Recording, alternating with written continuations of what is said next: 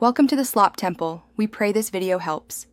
You already have your GTM container ID and WordPress admin access. Start now by choosing a method. If you use a plugin, install and activate a reputable GTM plugin, then paste GTM into its settings. If you prefer manual insertion, open Appearance Theme Editor and edit header.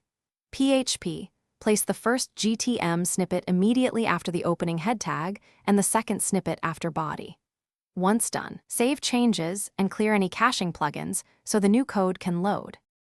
Once the code is on your site, enable preview mode in Google Tag Manager and connect to your site.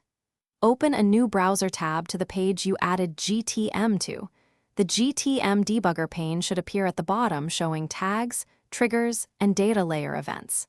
Interact with the page to see events fire and confirm expected tags triggered. Make sure to test on both logged out and incognito windows to verify caching or plugin permissions aren't blocking the container from loading.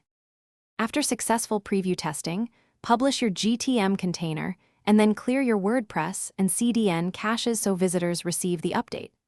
Verify the live site with browser developer tools. Look for the GTM network request and no JavaScript errors. If tags fail to fire, disable other plugins temporarily to rule out conflicts, check content security policy headers that may block external scripts, and ensure code snippets aren't duplicated or misplaced. One key tip: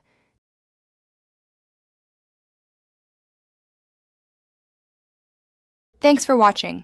Consider subscribing if we helped you.